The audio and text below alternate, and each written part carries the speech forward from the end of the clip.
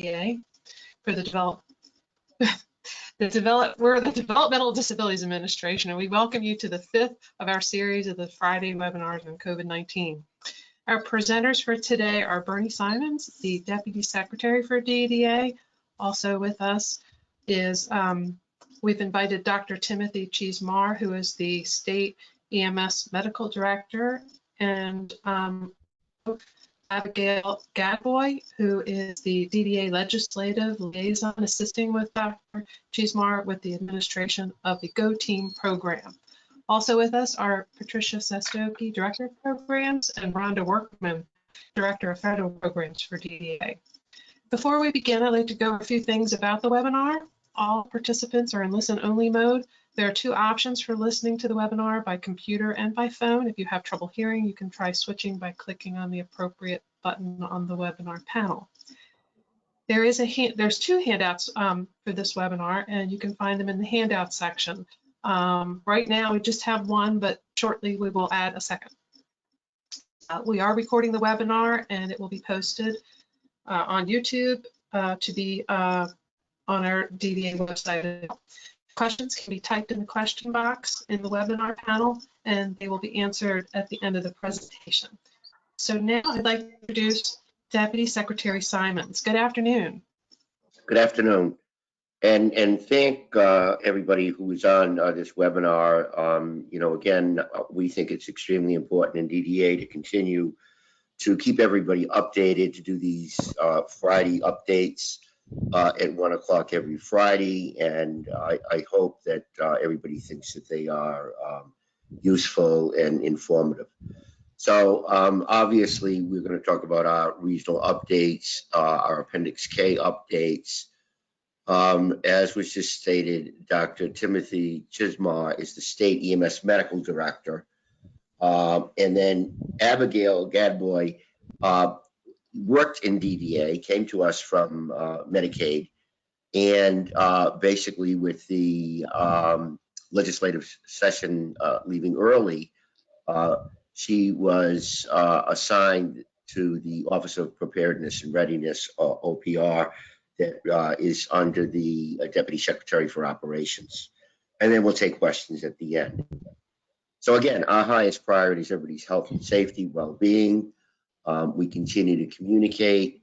I can tell you that some of you may or may not know this who are on this webinar, that at 1 o'clock, Monday through Thursdays, I do an update with all of the regions and to check in about where they are, what communications they've had with our providers, with our families, what are the hot spots, what do we need, so that we, who may not have the authority within DDA to do something such as PPE, can advocate to the right area that we can get PPE. I think we were successful a few weeks ago. We had an opportunity to get a lot of PPE out to a lot of the providers and some individuals who are self-directing.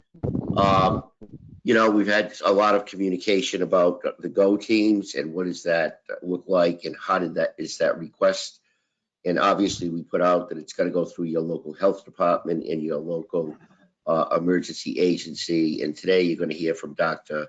Cheesmar about what that looks like, and in his presentation when I finish and hand it over. And so let me give you a little bit about the regional updates. We've been doing this since we started this. So as of yesterday afternoon, so the South region had 69 confirmed positive cases of the COVID-19. 23 test results came back negative. 14 is still out there pending. And unfortunately, we have had 7 deaths. In the East region, there is 8 confirmed positives, 9 tests were negative, 0 pending results, and there's been no deaths. In the Central region, we've had 31 confirmed positives, 38 tests came back negative, 9 are pending, And we have had 5 deaths in Central, which is still unfortunate that anybody has to pass. And then in the West region, we have 8 confirmed positive, 17 test results came back negative, and there's 1 still out pending. And we have had 2 people pass away, unfortunately, in the West. So let me tell you a little bit about Appendix K for those who have not joined on our previous webinars.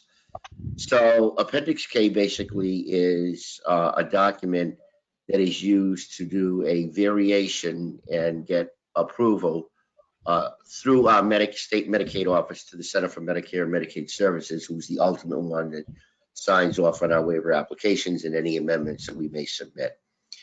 And basically, we wanted to do give everybody an update, because some people may or may not be up to speed on this. This is an extremely important and a big deal for our DDA waivers and our DDA community and people who participate in our waiver services. So we submitted to CMS. We did an overview with a conference call with them. This has been a new practice since Seema Verma became the administrator for the Center for Medicare and Medicaid Services, to be much more responsive in a more timely fashion than it had been historically. CMS then does an initial review. They're obviously going to have some questions, which they always do, and because it may not be clear, or the interpretation might be a little bit different versus what the intent. And so it's always good to have those calls. And then as a result of that, we resubmit with the answers to the questions that they have.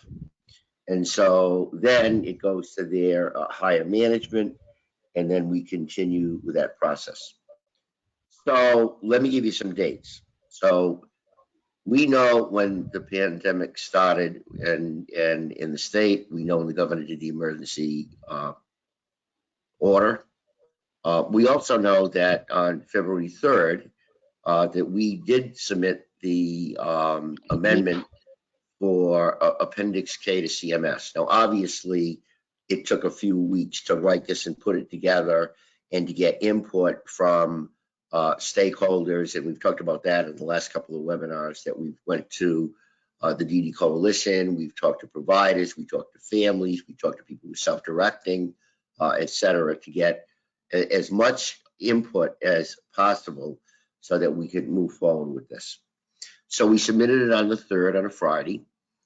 Monday morning, we did a call, which I was extremely fast, obviously, to do a call on Monday morning with them on the 6th. And it was to look at what did they see on an initial review, what questions did they have, and then they sent us an initial questions. So that brings us to the 10th. On the 13th, we resubmitted through Medicaid our answers to the questions. CMS had additional questions for clarity. And then that was on the 16th. On the 17th, we resubmitted to them again. So this week, we did a conference call with them. We resubmitted everything. Wednesday, we did another call and resubmitted additional answers. And I'm pleased to announce that on Thursday at 11 o'clock, I got an email that said that we've been approved for Appendix K. You'll see in the slide deck that Appendix K letter is there, as well as the emergency preparedness. And you should have, around 12 o'clock or so, through constant contact, received a letter from me and information about where we are with Appendix K and what next steps look like. So I'm really pleased to announce that we've got all of this done for our 3 waivers that will be in effect from March 3rd. It's retro back to March 13th, the date that the governor said that the executive order for a crisis, and it's good through March 12th of 2021. And again, I would recommend that you take a look at the approval letter from CMS, as well as the emergency preparedness and response for our 3 waivers. And so, so what did CMS, you may ask, what did CMS question about? And it's like reorder language, confirm settings for where people can get their day services. If the day services are not open, or if somebody can't go to work because their business where they were doing work is closed, then they could get it in residential. Relatives can provide services. We clarified out-of-state services, and then we added language so that we could waive the settings, regulations, etc. And then the whole issue on the retainer payments, there's been a lot of discussion about that because we in DDA put in that we wanted 30 days for retainer payments. And a retainer payment is basically paying an agency so that they can pay their staff for services that are not being rendered. So it's similar to the bed hold days. And many of you who are residential providers are well aware of that.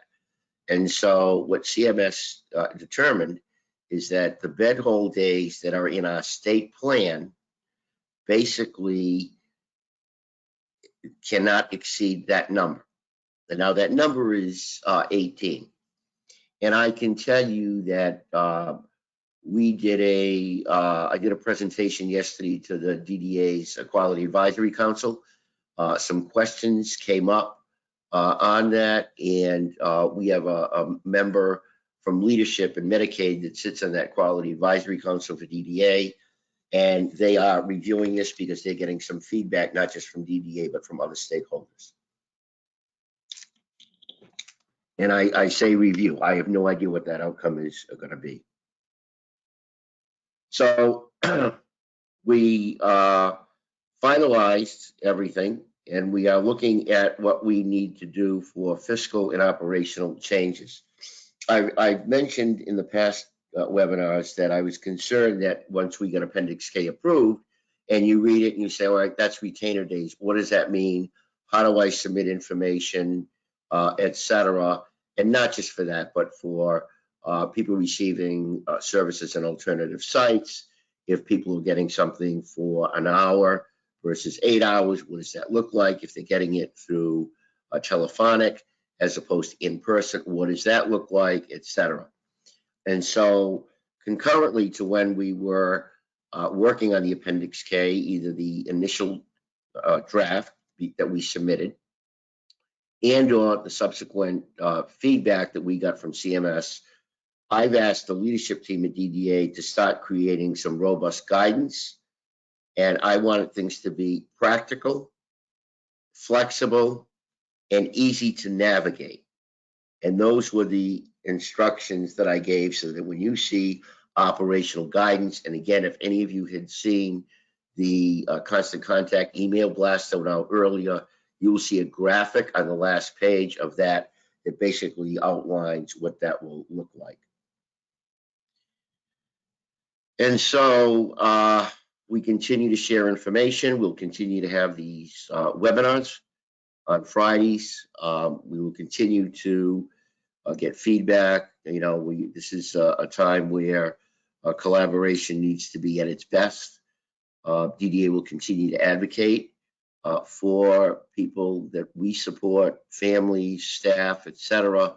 Again, because there's things that are outside the responsibilities of myself and DDA that we would have to go to other entities, similar to like requesting the GO teams through the local health departments and the local emergency services. So we'll continue to keep everybody updated. And again, you know, I think it's good that we got such a fast turnaround from CMS. You know, I anticipated when we did the last submission that it would have taken longer than, you know, I think we sent it on Tuesday and then Wednesday, and we had the approval Thursday. So it was a relatively good system that's in place, especially with having the phone calls. early on in the process, so that you can talk things through and find out what the staff at CMS, their perspective is compared to our perspective is requesting through the state. And with that, I'll stop, and now I'm going to turn it over to our two guest speakers.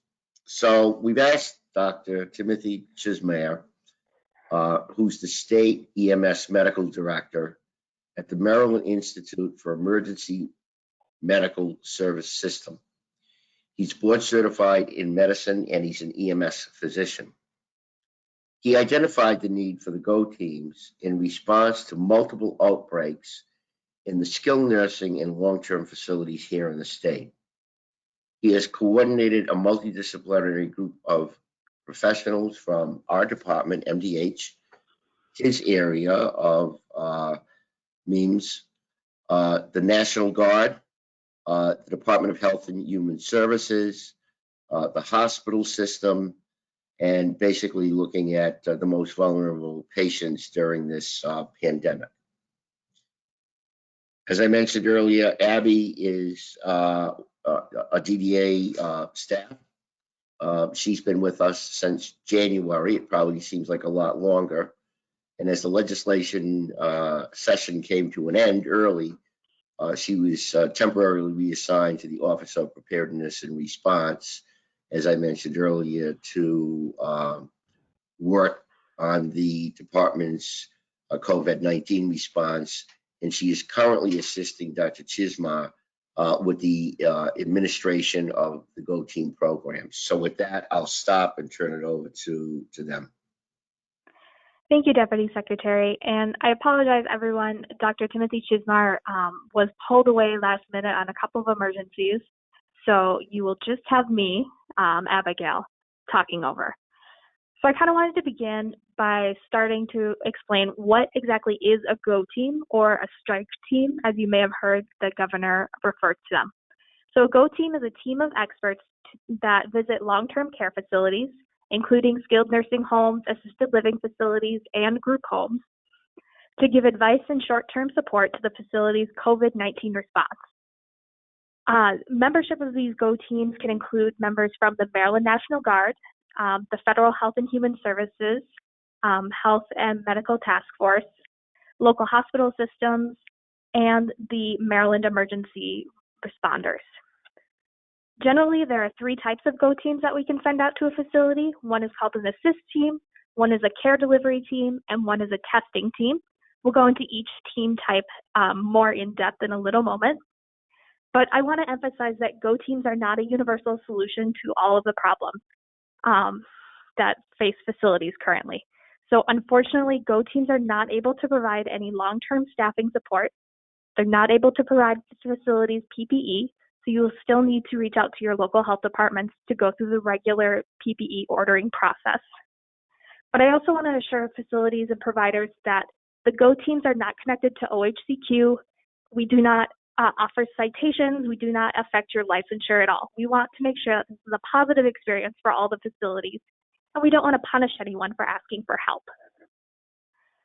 So, for a GO team that is an assist team, it is made up of clinical and logistic experts, generally from the Health and Human Services team and the Maryland National Guard. And their primary role is to assess the availability and use of PPE, personal protective equipment, how you're utilizing your staff, your medicine and other medical supplies, and nutritional and other essential supplies within the facility. So how do you utilize the resources already on hand? They'll also look at your infection control and cohorting practices to make sure that you are using the best practices in your facility, and they will report their findings and recommendations. So these reports are recommendations intended to help the facility manage their infection control, cohorting practice, and testing strategies. We want to protect the sensitive information that is reported. So all of these are considered confidential medical review documents, and they're only made available to the facility and the local health officer so that the facility and the local health department can offer any additional assistance after the GO team leaves. The next type of GO team is a care delivery team. which is generally staffed by clinical experts from the HHS, Health and Human Services, local hospital staff, and could include a mixture of physicians, advanced practice providers, registered nurses, or other medics. They are there primarily to assess, triage, and stabilize individuals living in a facility. They can provide limited medical interventions. They can address palliative care concerns, and their primary focus is to make recommendations for the facility to limit unnecessary hospitalizations. Finally, we have a testing go team, which is able to provide limited test kits. As you are all very familiar with, the state of Maryland has a limited supply of test kits. So the state is able to provide the testing go team with some test kits, and that number will be determined based on the available supply on hand and the recommendations of a review team staffed by members from the Maryland Department of Health and the MIMS review team. In addition, if we are unable to provide test kits themselves, or the GO team is able to source test kits from a local hospital or some other private source, they can help facilitate sample collection and documentation at the facility and coordinate with the lab for processing the samples. So how do you request a GO team? We want the request to come from the facility itself. So the facility identifies a need that fits in with what one of the 3 GO teams can provide. That facility should reach out to their local health department and complete a short questionnaire, which we've attached to this webinar. The questions are typically about what type of facility you are, how many individuals are living at the facility, and what's the current status of those individuals. That questionnaire and that request is reviewed by the local health department and the local emergency management agency. And if they agree that that request can't be handled by local resources, then they will enter a request into WEBEOC. This is the same online platform that they use to request PPE from the state. Those requests, once entered into WEBEOC, are collected and sent to the Maryland Department of Health. We will confirm that we've received the request, and we will reach back out to the Maryland Department. We will reach back out to the facility and ensure that they still want a team to come out. If a facility confirms their interest in having a GO team visit, then we will bring that request to the Maryland Department of Health and MIMS review team. We review all requests twice daily in the morning and evening, and we try to schedule GO teams to come out to the facilities within 24 to 48 hours.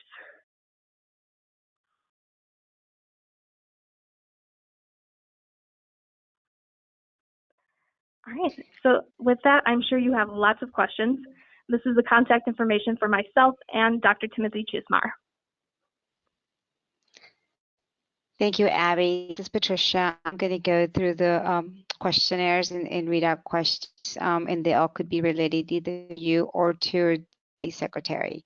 So I'm going to pull the ones that are related to any of the teams, and then I'll go back up to the questions to the deputy secretary.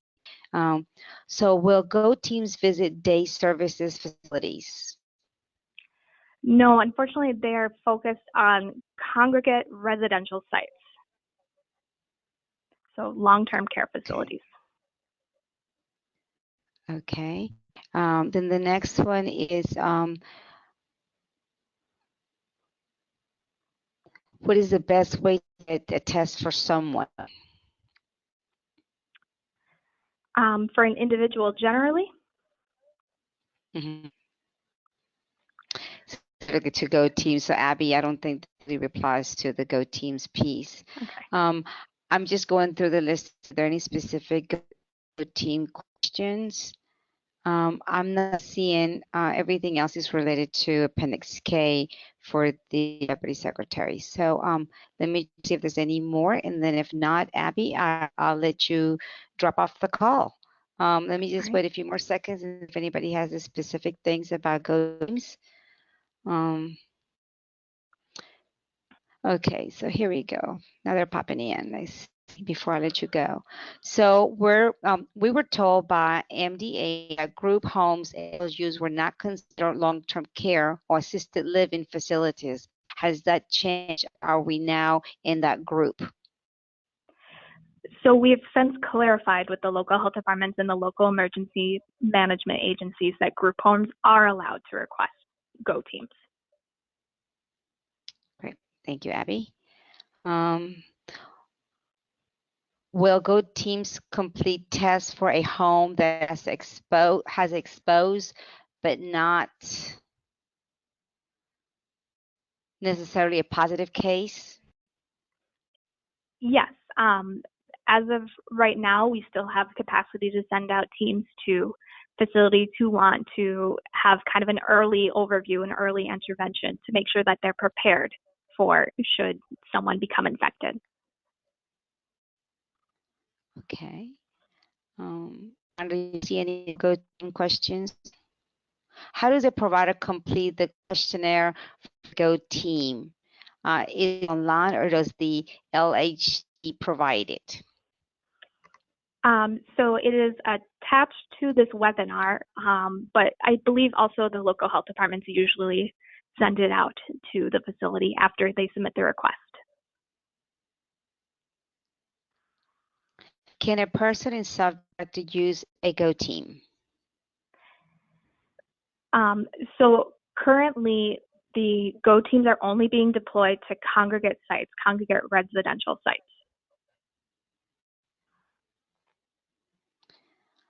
I think that's all the questions that I have for GO teams. Rhonda, do you see any up there that I have not read out loud? No, Patricia, I don't see any yet. Okay.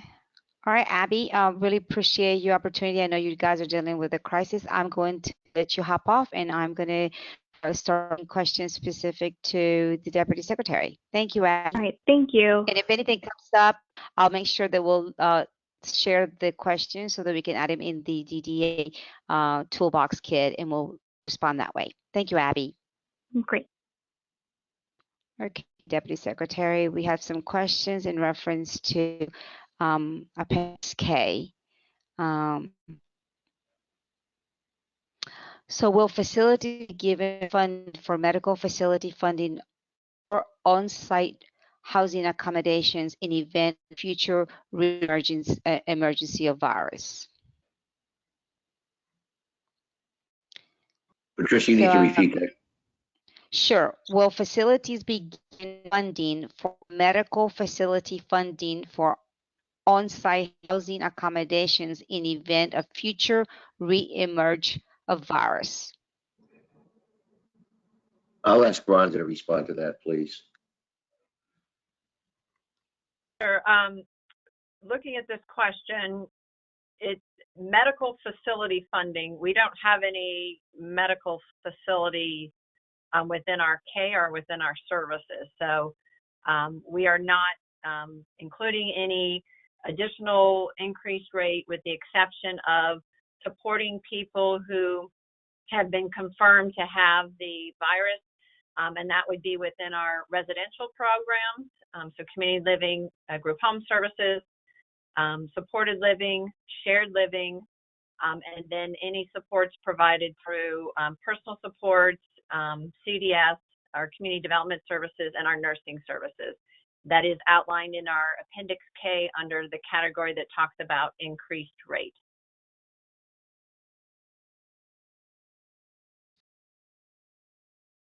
Can you clarify the meaning of the 80% retainer fee? How will this how will this be assessed?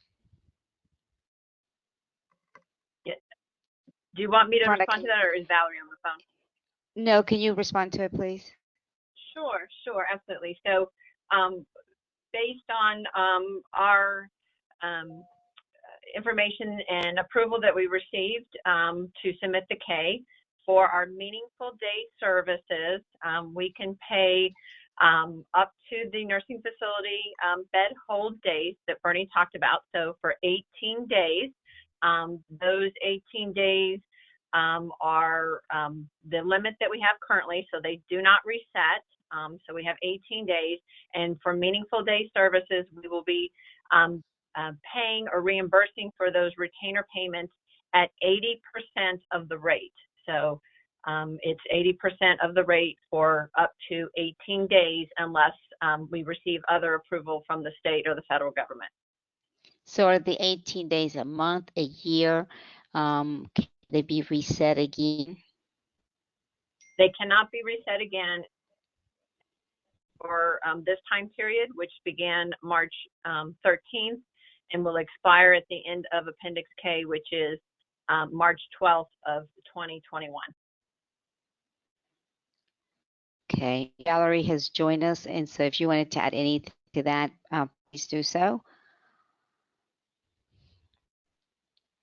Most of the questions right now that I'm reading are about the 30-day retainer days versus the 18 and the 80%. So that's like 5 of those.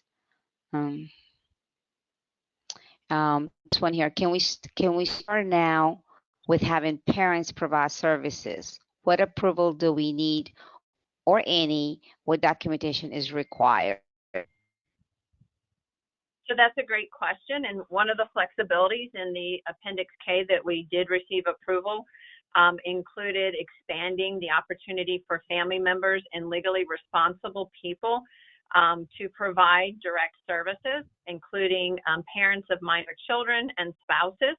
And so you're going to see with our at a glance and our guidance that we'll be sharing with you next week, the ability to hire family members. And as you'll see in Appendix K, there's the ability to also, for family members, to waive the training requirements, so you could bring them on in terms of onboarding them very quickly. Donna, can you do me a favor, and can you unmute Valerie so she can respond to the next question? This one is, thank you. Will there be an extension for input billing for March? Will guidance be provided prior to the end of April for March billing submission? So the answer is yes. We are extending the deadline. Normally it's the 30 days following the month of service provided. However, we are extending it. We do need to go in and make a change in PCIS2, but we will be extending it till the end of May. So for March attendance, you will have until the end of May to input. We did that recognizing that we probably wouldn't get approval from CMS until the end of the month, and so we wanted providers to have enough time to take advantage of inputting that information so it can be included in the first quarterly payment in fiscal year 21.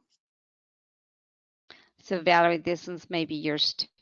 We are 42 days, 6 in the pandemic, so all 18 bed hold days have expired. Will there be any other assistance to providers to sustain operations through April and May? So at this point, as Rhonda has explained about the 18 bed hold days, and that is tied to the number of bed holds for nursing facilities, in our state plan. I think that is a decision that has to be made whether or not there's any, whether we request a change to those 18 days. And this is Rhonda, just to add to that, if I may, Patricia. So the 18 days that we have approval through the Appendix K is, the ability for community living or residential providers. But also, in addition to that, as approved in the current waiver prior to this crisis, providers have up to 30 residential retainer fee days that they could also use. So in total, that would be the 48 days, 18 related to Appendix K and 30 related to residential retainer fees. Okay, here's another one more specific to services. If a person has add-ons such as one-on-one services, behavior support services, state-only funded therapy, or expires in PCIS2 at the annual PCP day, how will this be extended without approval of P to the 60 allowed? it will automatically drop off CIS. So how will the system continue services? So that's a lot of details in that question, but I think that we'll look at that and see if there are some dedicated services that were authorized on a temporary basis, what we can do to help to streamline that. But we'll be providing some additional information about how to streamline service request needs, because we recognize that some people may have increased needs now based on their current health, and so we can consider that also. Okay. Some of them are very, very long. Let's see. I'm just moving through.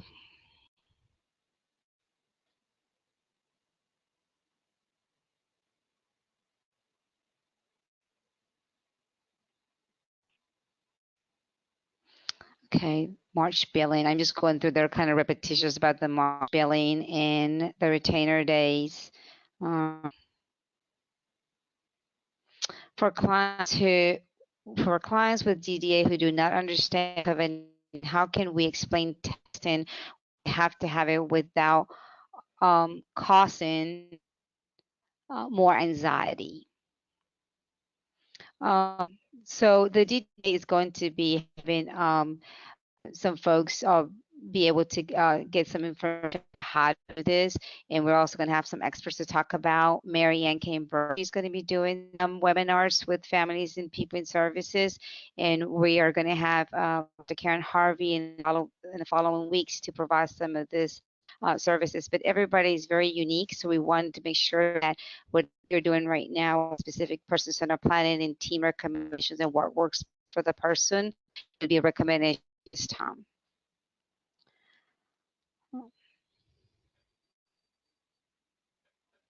So what's the place do people in self-direction have when they or the staff or their test positive for COVID-19?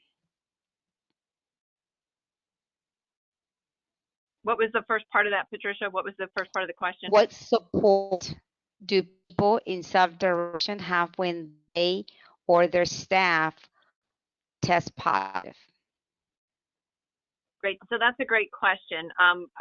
If you were able to join us last week, there was some information that we were sharing related to if you need personal protective equipment, that we were working with the fiscal management agencies and the regional offices were working to help support any of those needs related to that. As the employer of record, you can identify new or additional staff, and with the flexibility under K, now you can utilize a broader range of your family members or your legal responsible persons to help you with those supports.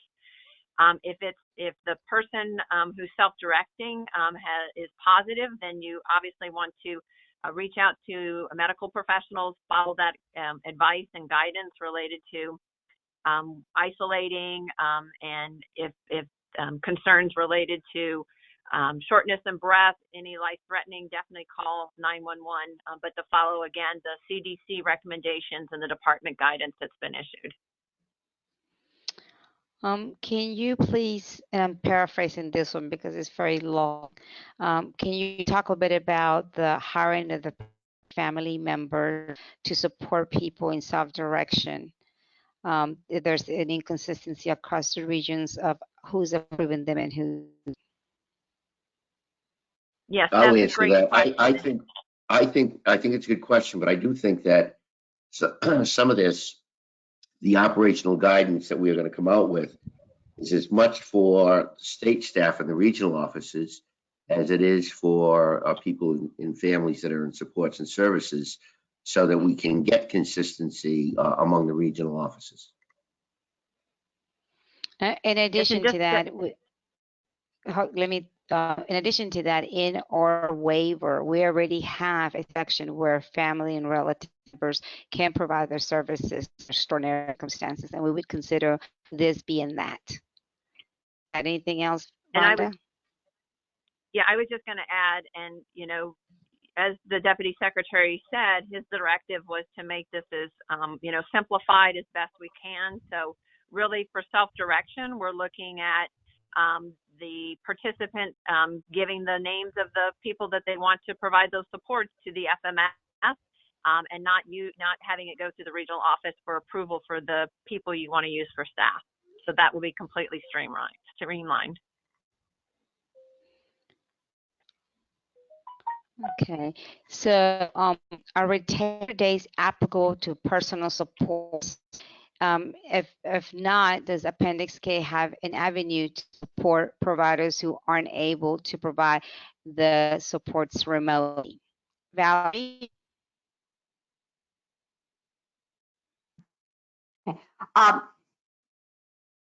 Yes,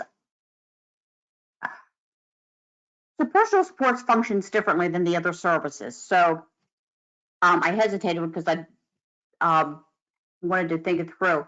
But there is some ability to help offset some of these costs, I believe. Rhonda, can you?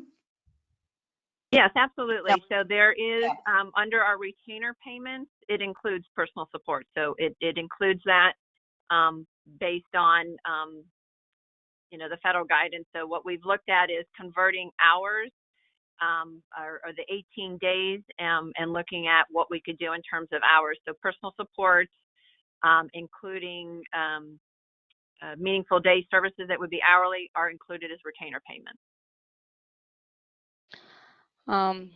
Are more supplies in for service providers such as gloves, antibacterial, masks, more facility clients and families need this?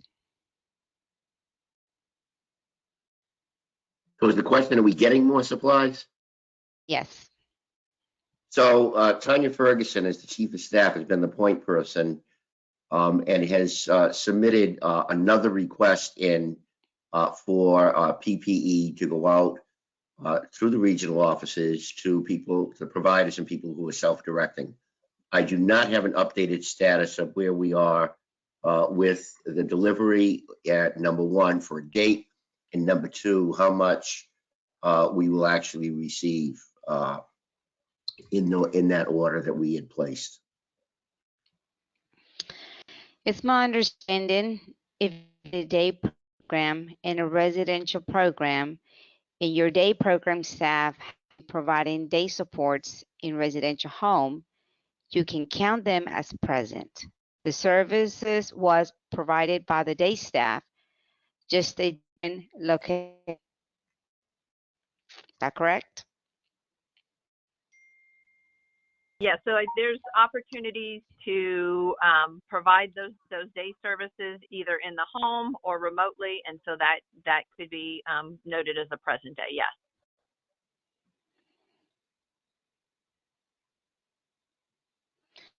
Okay, this one's again more about the 18 bed hold days, but can the nursing home bed hold days be adjusted so additional bed hold days can be approved?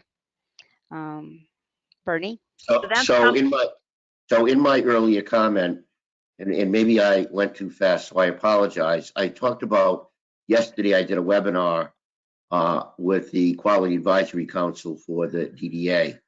And there was a question that came up from one of the providers from the South region who sits on the Quality Advisory Council. It said, the 18 bed hold days really doesn't seem like it's enough. So I think that there's two answers to this. Number one is, Rhonda already talked about, you've already got 30 days. Add the 18 days from the Appendix K, gets you to 48 days. That's number one. Number two, the representative from Medicaid that sits on my Quality Advisory Council for our administration basically said that they had heard from other constituents other than the DD community and that they would be reviewing it. I have no idea when they will be making a decision or what that decision will be.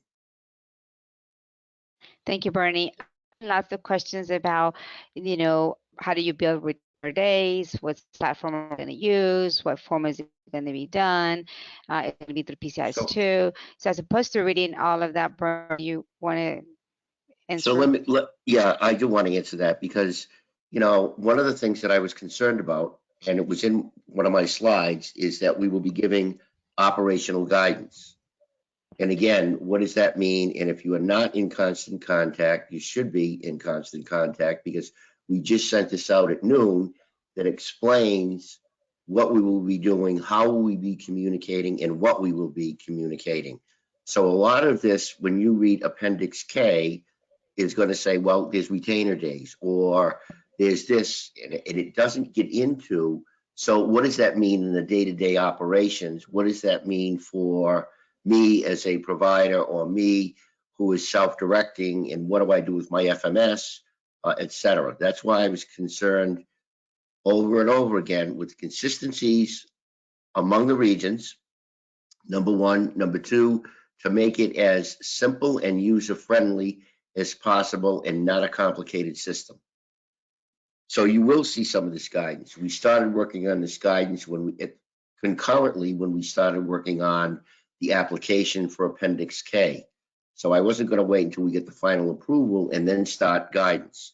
We made some assumptions that, if they approve this section, then this is what we will need to start doing, and how do we streamline it, and how do we not make it so complicated when people are really stressed with all of this COVID-19, being in their homes, not being out, all of the things that everybody's experiencing. So again, I don't want you to, I'm not going to say be patient, but you will be getting something. And if you haven't seen what went out on Constant Contact, that should be on our website today. Yeah, that went out at 12:45 today, Ernie. I received a copy of it, so people should have it. There were some callers here who said they have not received it yet. So if you still have not received it, please private message me, and I'll make sure that you receive it. A lot of them are again about this. Valerie, do you want to just go over a bit Patricia, go ahead. Patricia, let me just go back on one point here. A lot of the questions are around, how do we build, what do we do, bed days, et cetera. One of the things that I have talked about on the first couple of webinars that we did is we need to have financial stability as best as we can, so that when things do start to phase in and we get back to normal, we need to make sure that there is capacity in our system to still meet the needs prior to this pandemic. And that's the whole goal of the Appendix K and whatever else we can come up with. Okay. Again, they're all about specific, like in lieu of day, they're about personal supports, they're all about payment processes with the Appendix K approval, Ernie. So I don't want to get ahead of what the DDA is putting now, the messaging and the guidance. So I'm just going through them real quick to see.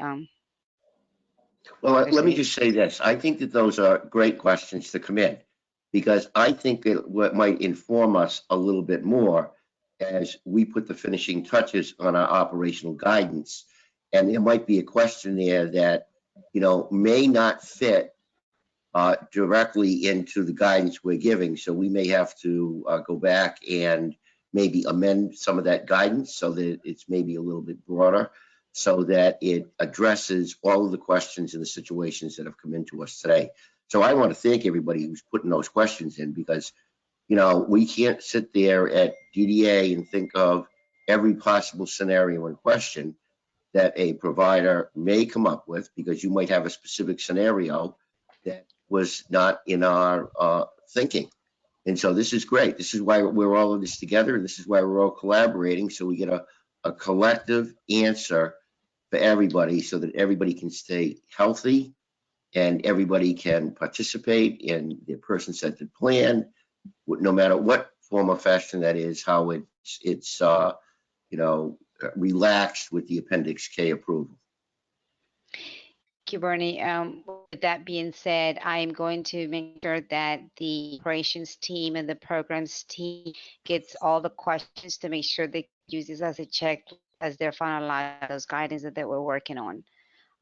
There is some specific questions. I know that you shared this in previous webinars. You may want to share a little more about can the FMS approve changes? And I think we have a process for that. I don't know if you wanted to talk about me or turn over to Valerie or Rhonda to respond, or I, about the FMS approving changes. No, you do it, Patricia. Go ahead. Great, thank you. So the DDA putting together a simple way for the FMS to have authority to approve changes in people who in self-direction, a simple form to request additional staffing, supports with retaining advertising for staff, any type of PPE supplies and equipment up to $2,000, and any above that, and we want DDA to be informed. So we're trying to put all this guidance out. We're hoping to have it out by mid next week for that piece. You want to add anything?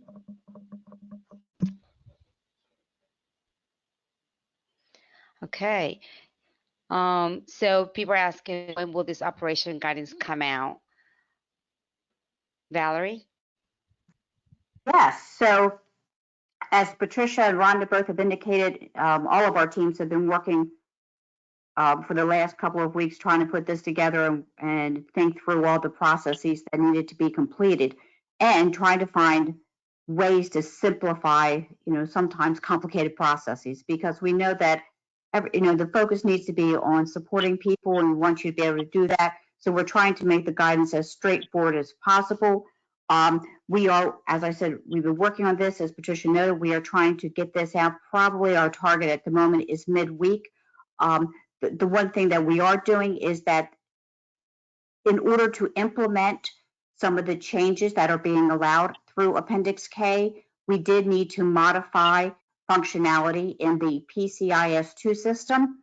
So our programmer has been working a lot, but we also have staff testing that functionality because we really don't want to deploy it before we test it as much as we possibly can. So again, that is, if anything delays it, it might be finalizing that work in PCIS2. But again, our target is the middle of next week.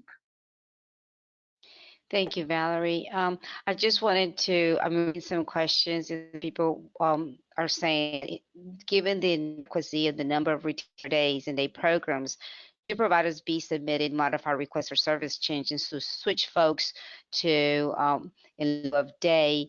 And I'm going to say no. Don't do any of that at all. We're going to provide you with guidance on how to request supports and services. I'm also going to ask Rhonda to speak of something that you can do immediately and some information that you can do now without having to wait from guidance on DDA, and that's in reference to the remote support and meaningful day activity. Rhonda, and then after that, I'm going to read 2 more questions, and then we'll end the webinar. So can you take over, Rhonda, for that? Yes, absolutely. So in Appendix K, one of the things we requested was the ability to temporarily suspend for meaningful day providers the minimum requirement of providing at least 6 hours in order to be reimbursed for that day. So that was approved. And what you're going to see in our guidance is that if you provide at least a minimum of 1 hour for the day, and that's cumulative. Let's say I provide some meaningful day services in the morning remotely. I use telephonic or Skype or FaceTime or something, and I provide some services, maybe 30 minutes in the morning and 30 minutes in the afternoon. That's a whole hour for the day. We will support that in terms of being a whole day of services, and you can bill as a present day for meaningful day by providing a minimum of 1 hour. That should help our meaningful providers in terms of some of the challenges and offsets related to their service delivery. Thank you, Rhonda. Throughout the week and in today's webinar, there's been a lot of questions about retainer fees related to people in self-direction and how it applies to PTO. And is there a limit with PTO? This has been asked by several folks out there. So Rhonda, do you respond? Sure, absolutely. So as you may recall, for people in self-direction, we sent out a memo authorizing the FMS to approve paid time off for people self-directing their staff. And so we'll be providing additional guidance related to the approval of the COVID retainer payment that was just approved with our K related to self-directed services. And because self-directed services are provided on an hourly basis and not a daily basis, we have converted the personal support and the meaningful day services into hours. And that guidance will be provided to people self-directing and the fiscal management services agencies. Thank you. Here's one. For people who are transitioning into group home settings, will they be required to do coronavirus testing before their move-in date? So the DDA provided some guidance in reference to when people are being discharged from hospitals and also people are being moved. And we really want folks to practice health and safety and what is it, what is it that you need to do for the people that you currently are supporting, address their health and safety, and the people coming in. This is not a requirement that DDA has, but we expect to follow the CDC guidance and guidance from the department to ensure health and safety of your providers. This is a business practice decision based on how you have your admissions process within your organization. Okay, and then I'm going to read, let's see what time we have. 3 more minutes, so I'll read one more. Appendix K does not refer to the use of telehealth video conferencing. Please clarify that. Telehealth video conferencing can be used until the distances COVID-19 crisis becomes more manageable. Thank you. Rhonda, can you talk about that one? Yes, that's a great question. And so 2 things related to that. The DDA shared information from a secretary order related to telehealth and telephonic services. If you go to the DDA dedicated COVID-19 page under the DDA memos and guidance, you'll see a category called telehealth and telephonic, and you'll find that document there. In addition, into Appendix K, there are some boxes that we checked to be able to provide services remotely, and so that also gives us the authority to do that. So you have the ability to provide services remotely, and that was as of the date of the secretary order, which I think was last week or the previous week. Okay, I'm just reading some that you already answered.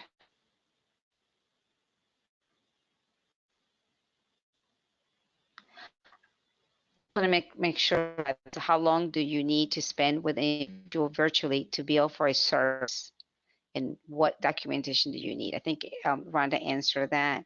If it was for mini day, we said an hour. Okay, Bernie, I'm going to turn it over to you. We have a minute left.